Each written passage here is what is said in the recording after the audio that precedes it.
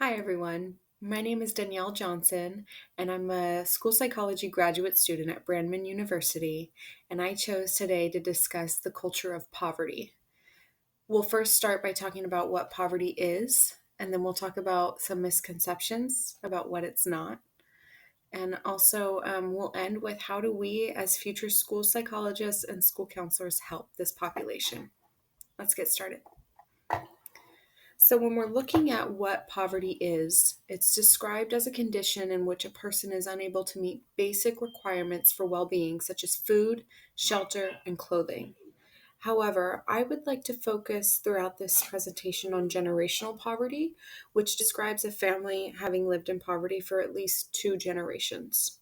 And generational poverty is different than depression era poverty or situational poverty in that the people in it only know what it's like living in poverty. They don't know any other reality. According to the National Center for Children in Poverty, about 15 million children in the United States are living in poverty, which accounts for 21% of children in the country.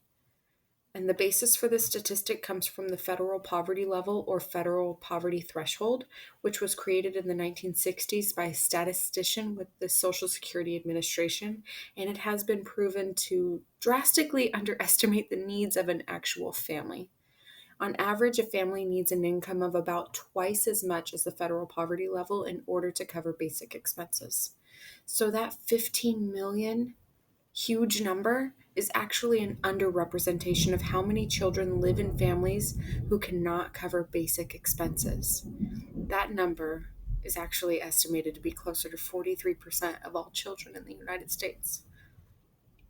Research is clear that poverty is the single greatest threat to a child's well being. It has negative impacts on our children in the form of impeding their ability to learn. It can contribute to social, emotional, and behavioral problems, and it can contribute to poor health as well as mental health. And it really fosters isolation, shame, and humiliation. Dr. Ross Thompson of UC Davis shared that poverty can actually change a child's brain. Living in poverty is stressful. Struggling to find the next meal, a warm place to sleep, or childcare over and over again leads to chronic stress. And this chronic stress can inhibit a child's ability to manage his or her behavior. Does that sound like a child that you might know? Poverty is obviously a barrier for children, but it's not seen in the same light as other potential barriers in education, like race or geography or religion or sex. Dr. Donna Beagle, a poverty expert, conducted a study of participants who grew up in generational poverty but managed to obtain a bachelor's degree. 87% of those participants said they didn't even know they didn't have job or career goals for when they were children, when they wanted to grow up. One participant just said that all he wanted to do was survive and grow up. Of the people who did have goals, 72% of those participants had goals to become a parent. 90% of participants stated that food was a barrier for their family. They either didn't have food or they were ashamed to have to purchase food with food stamps or go to food banks. They also reported feeling weak and shaky at school and that their families got sick all the time. 98% of participants reported that education had little or no meaning in their early lives and that they only went to school so their parents wouldn't get in trouble. Children in poverty can become so far behind academically because of absences and focus and lack of focus, and teachers may just not know what to do with them. This can lead to special education referrals, and those referrals might not come to any fruition because of the child's access to education in their absences. Education is not as valuable by those in generational poverty as their perception. These children only know what they're exposed to, and if nobody in their family values education and where it can lead, then what can be expected of that child and their values? School can be a place of extreme humiliation for children in poverty. Their clothes, their food, their parents, their house, their family members just aren't good enough or are not normal. And this feeds into the isolation and humiliation of poverty. Next, let's talk about some of the misconceptions of poverty. Okay. First of all, there's a lot of misconceptions. I'm only going to touch on a few, and I think some of the major ones. The first one being that people in poverty, they don't work. They use welfare and food stamps, and I have to pay for it out of my taxes. So, this is a huge misconception. According to the census information and the US Bureau of Labor Statistics, about two-thirds of people living in poverty do work, and most of them work multiple jobs. Another misconception is that parents of children in poverty are lazy. They can't get their kids to school on time. So, there are a lot of things that go into this one, and they can be different for every family. Lack of reliable transportation, children refusing to ride the school bus so other kids won't know where they live, moving frequently, maybe out of the district into motels, bouncing around. All of those things can really add to getting to school late. And I think it's a major issue that we are punishing these children because of this, because it clearly is not their problem. Another misconception is that people in poverty are all drunks or all drug users. Drugs are a person problem, they're a people problem, they are not a poverty problem. However, people in poverty may have an overrepresentation in drug and alcohol abuse statistics because they've got nowhere to hide and they've got no way to get treatment. Alcoholism, which is a disease, is estimated to cost about $90,000 to treat properly. People in poverty just don't have that kind of money. Another misconception is that children who don't turn in their homework don't care about school and are deviants. Children in poverty might be living in a car or in a small space with no quiet areas or a home without any lights on. They might have parents who place very little importance on homework or parents who just don't have the literacy to be able to understand the assignment anyway. The construct of homework is based on middle class values. Another misconception is that children shouldn't need to be told how important education is. They should just want to do well so they can get a job. So, with this one, first of all, getting a job from the perspective of a child in poverty might mean working all day long or all night long away from your family for very little money, for food insecurity, for evictions, for layoffs, for shame, for lack of PG&E is off, MID is off. The jobs that they know of, they don't paint a very appealing picture. So saying, don't you want to get a job someday is not motivating. And everybody works better when they're properly motivated, adults included. I don't go to work for without money. I don't volunteer unless it feeds something in me intrinsically. We need to understand that. Another myth is that all you have to do is work hard and you can make it in this country. That's a big one. It's just simply not true. People have different opportunities from birth.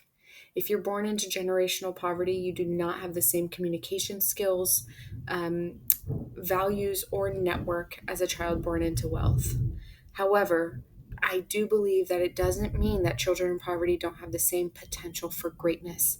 That's what we need to focus on. Next, we're going to talk about what we as school psychologists and school counselors can do to help children living in poverty. So, first of all, we can take our knowledge and train the staff at our schools to be aware of what might be going on at home for these kids and try to instill some empathy. We can play also a part in directing resources toward the social and cognitive health of young minds so we can help to conquer the long-term costs of economic disparity. This might mean spending a little bit more time or resources in our early education, in our preschool programs, but I think that we would see the benefit of that.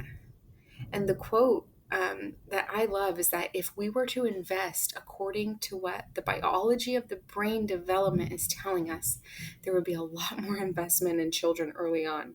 I think that's massive. This is not just a trend or somebody's idea, it's science. It's in the brain development. We know how to help, but are we doing it? Something to consider as well is the communities we live in. What do the children that live there do for fun? And what do the children that don't have any money do for fun? Do they have the same opportunity? Or is the only thing that's stimulating and fun to do expensive? or maybe not expensive, but just cost a little bit. But those children living in poverty just don't have that opportunity. Another thing we can do is teach children that in order to make a living wage, which is where you don't worry about your food, you don't worry about a place to live or your clothes, or you don't worry about your grandma getting her medication, you either need to have a skill or an education. You need one of those two things, okay? And we can really play this up in our schools. We can take charge and do career day or career month or whatever. And we wouldn't just use the parents of children at school, because that would also feed into the shame of poverty, because their parents wouldn't be invited to come and speak.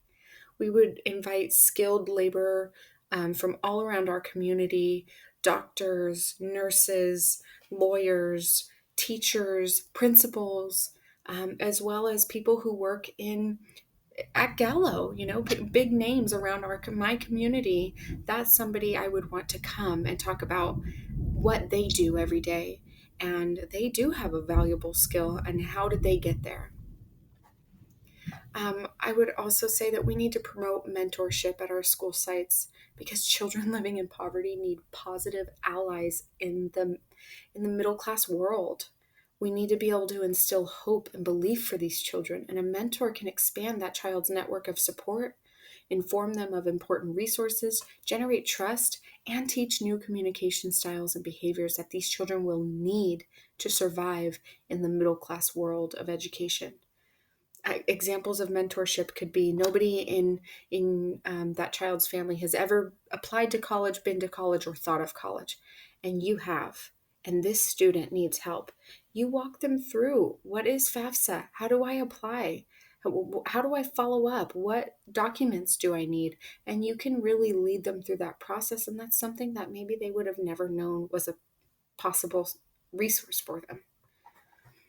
We also need to educate students about classism the same way we educate about other barriers, such as racism or sexism.